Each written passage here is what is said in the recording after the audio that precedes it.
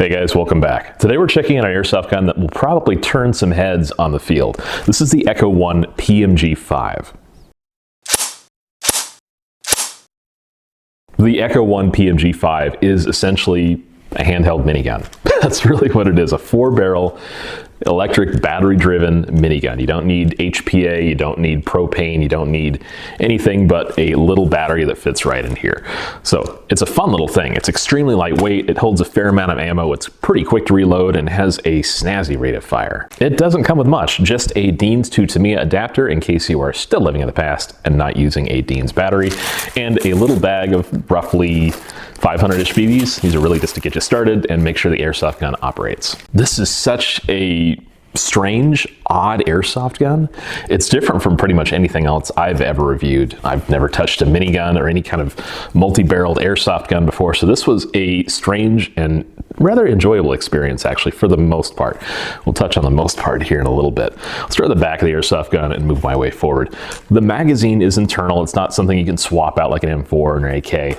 It's this entire back piece here. I'm going to carefully take this out. You unscrew the back cap, and you've got a receptacle in the back that'll hold roughly 1,200 BBs or so. Now, you do have a spring-loaded plunger here, so it'll pretty consistently keep the airsoft BBs flowing through the system without too much of a hassle. So there's no magazine or wheel to wind up as you shoot. Something I found when loading this is you should not overload it. If you really cram the BBs in there and screw this on as tight as you can, it can actually prevent the BBs from flowing into the system. So you need to keep them reasonably loose to a certain degree when it's full, but not to the point where it's crushing them in. I really like the plastic windows on the sides, on either side actually, so you can see roughly how many BBs you have left. There are no numbers or indicators, but you can kind of get a general idea. I've got about roughly a third left in the magazine right now. There are 2 sling attachment points on the airsoft gun, the back just behind the grip and right in the center here. If you wanted to attach a sling and just run this around your back as a secondary or something just for fun, you can really easily do that. And it's so lightweight too. The entire body is polymer and it only weighs just a few pounds. The airsoft gun only has one fire mode. It's fire. So you've got your safe and your fire. There's a little selector here to allow you to select that. Back is safe and forward is fire, and you've got a little trigger here that is essentially a micro switch inside of the handle, so you get a nice tactile click. The battery compartment is on the underside here. There's a small latch. You pull that and it's spring loaded, and the entire compartment here is exposed via large trap door. Now, for all my testing on this airsoft gun, I used a Titan 11.1 volt 1200 milliamp hour 25C battery, and this fits very comfortably in the battery compartment. You've got a small Picatinny rail on either side of the front of the assembly, and I actually use this to mount a GoPro. It's a really great spot, so if you want to mount a camera or some kind of a capture cam or shooting cam, it's a really simple gun to do that with. Because this airsoft gun has 4 barrels, they each have their own hop-up. The hop-up dial sits just on the back end of each barrel. It is numbered so you can see which hop-up setting you have set on each barrel, so you can easily, for the most part easily, there aren't any tactile clicks or anything like that, set each hop-up to roughly the same amount. All right, let's go ahead and put this on the tech table. I have not seen anyone else take it apart, so this was quite an endeavor and took a fair amount of learning and figuring out to actually reassemble it.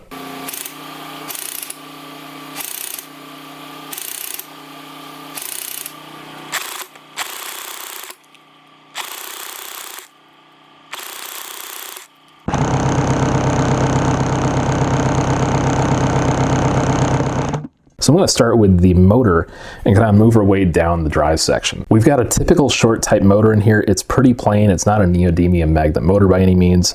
Not a ton of torque there. I'm actually kind of surprised that it drives this system at the rate of fire it does. So the pinion on it is plastic. It is specific to this model. It's not your typical like pinion to bevel system like a normal AEG gearbox. It's a flat face gear. It's just a regular gear. The short type motor interfaces with 2 plastic gears inside of this housing here. Now those 2 gears, despite the fact they have metal shafts and regular AEG 6mm bushings, so you get two sets of those, 4 total. The gears themselves are plastic as well. So all the gearing, all the drivetrain are plastic in this model. The drivetrain interfaces with this monstrosity via the gear section here at the very bottom. And there are 4 magnets on here. If for any crazy reason you do decide to disassemble this, keep an eye on these. They're very tough magnets and they interface with the feeding system of the gun. So do not let those go flying off, and they're very difficult to get apart. This aft ring will rotate And at any given time, it will pull back any of these 4 plungers, at least 2 of them, one fully and one usually halfway, give or take.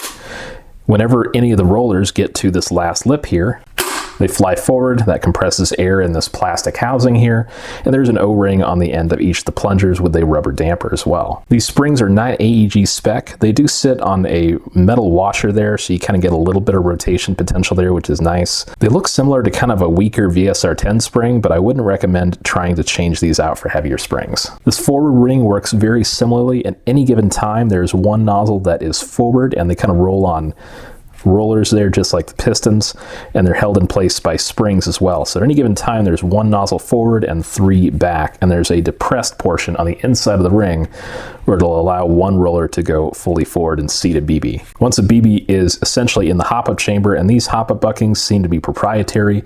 The barrels seem to be AEG spec, but I'm not sure they're really worth changing out. You've already got decent quality brass barrels on there, so I would leave them as is.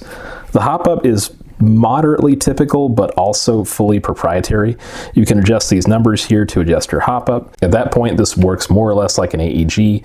The BB rolls past the hop up bucking, gets a little bit of spin, and is shot out the barrel when this piston is compressed. So you're essentially taking an AEG operation of a single gear train and piston and multiplying it by 4 in this system. This entire contraption is held together by 4 of these really long screws. I've got 2 in there currently because reassembling this, I actually need to take this apart again once it's in the body. Once totally assembled, this feeding tube will run through the center of this entire mechanism where the BBs are actually fed through, and you've got a little dimpled portion here, which I believe helps kind of sort out the BBs and put them into each chamber as the nozzle is pushed forward. The BBs are housed in this rear section via a spring-loaded plunger, and they are fed into this wheel right here. It's got a fin on it, so as it rotates, it picks up a BB and feeds it into a tunnel there, feeds it out the front here. Now, when this is all said and done, there will be this long feeding tube installed, and this is kind of the interesting part and one of the difficult parts to reassemble for it. So the entire front housing has to fit over this.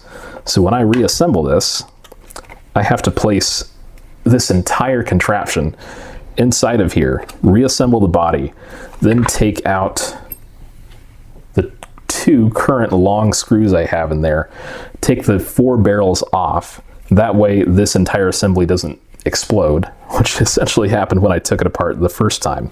Then I have to screw in the feeding tube in here with this disassembled, and then finally reattach the barrel assembly. It's a pretty complicated, exhausting process of reassembly. There maybe is a better way to do it, but I can only imagine that where this is manufactured, they have very specific tools for this. I can't imagine that they've got 2 people and 4 hands assembling this over and over and over. It's a very difficult gun to work on.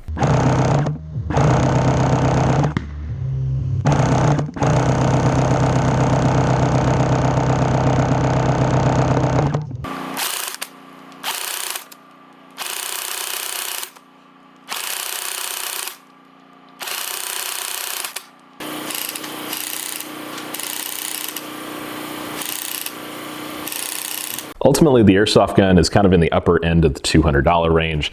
It's not terribly expensive, but I kind of treat this like you would like one of your first airsoft guns with those plastic gearboxes and plastic gears.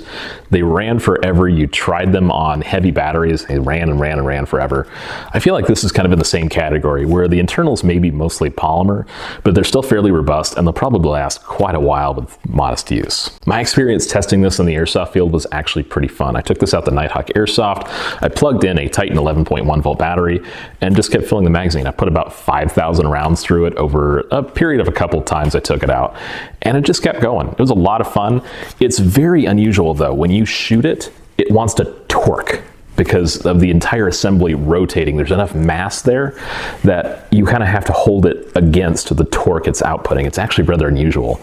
And at the same time, the hop-up wants to try and get the BB to pop, but ultimately you still have to rotate it to get the hop to go straight. Otherwise the BB's kind of curved to one side. As far as BBs go, I would recommend 0.2 gram BBs for this gun. I tested it with anything from 0.2s, 2.5s, 2.8s, 3.2s. The hop up can technically run a 0.28 or a 0.32, but it's really not terribly effective. It doesn't have the air volume or the spring power to really get those heavier BBs out there. So lighter BBs like 0.2s, 2.5s are probably the way to go, and it ultimately is going to save you money, because shooting around 30 rounds a second, give or take, with this gun, it's going to eat BBs pretty quickly. With this airsoft gun, you're not really going for accuracy or distance. This is more of a semi closer quarters, not 150 feet close quarters, but 50 to 100 feet is pretty comfortable for this airsoft gun. I feel like it had a rough max range of about 120 feet, give or take. It was tough to measure because the group was so large, and some BBs went farther than others. The grouping was easily like 2 men wide, roughly, at that range, so it gets a pretty large spread. If you're running an 11.1 volt on this gun, and that's probably the way to go, 7.4 volt just doesn't have that rate of fire. It doesn't have that umph. It really wants more power. So run an 11.1, just have fun with this thing. If you do that, and you eventually do have to replace the micro switch, here's a heads up: don't remove the 4 long screws on the front of the barrel. Just take the body apart, take out all the screws on the side here, and just leave the internal cylinder assembly alone. That way it's much easier to get back together. You're not going to have the problems I had working on this gun, and it's going to be a lot smoother going. Ultimately, I have to weigh the fun factor against the tech of this, I suppose, the experience of working on it. So most people aren't going to take this apart. They're going to plug a battery and they're going to run BBs through it. They're going to enjoy it. And I think for you guys that are wanting to do that, this is a fun 7 out of 10 gun. It's enjoyable. It's definitely different. It's going to turn heads. It's got such a rate of fire, and the sound on it shooting is just so much fun. But if you're wanting to take it apart, just don't. Just leave it as is, run it, and have fun with it. A big thank you to Jag and Echo One for sending this out. Despite the fact that it was a serious headache to put back together, it literally took 2 sets of hands and quite a few months of planning and work and such. It was a lot of fun to actually review and ultimately use on the field. Thanks guys, I'll see you in the next review.